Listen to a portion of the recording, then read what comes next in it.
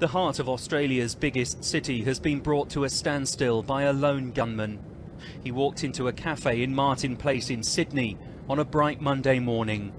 Within a few minutes, the city's financial hub was choked by fear and panic.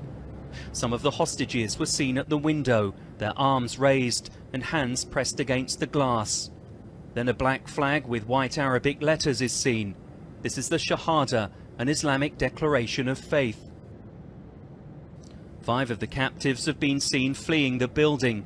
Theirs was a panic-stricken sprint to freedom. The police here have responded with one of the biggest security operations Sydney has ever seen. Heavily armed officers have cordoned off much of the city centre as negotiations with the gunman continue. Our only goal tonight, and for as long as this takes, is to get those people that are currently caught in that building out of there safely. That remains our #1 priority, and nothing will change. His motivation is unknown. It's not yet clear how many hostages he has under his control. He appears to be middle-aged. Reports here suggest he has been identified by Australian police. Witnesses have described their brief encounter with a man who's caused such chaos. I saw a bloke pacing in a long white shirt, long sleeve white shirt, with a black vest on. He was quite calm. He was tall, quite tall. He was Middle Eastern appearance. He was probably late 40s. The lady said, "Oh, go, run, there's a gun." He opened up, obviously, to get rid of her. He'd opened up a bag to show her a gun in the bag. We went running down the stairs and out into Martin Place. Australia has been on high alert for terrorist attacks in recent months.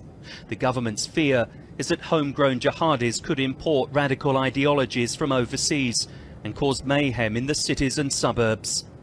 The Prime Minister says the man behind the siege in Sydney may be politically motivated. The whole point of politically motivated violence is to scare people out of being themselves.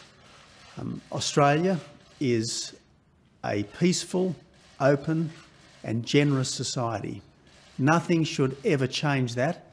The Lindt cafe is close to the New South Wales State Parliament, Australia's Reserve Bank, and is a short walk to the Opera House. It's now the scene of a protracted hostage crisis where an unknown number of people are fearing for their lives.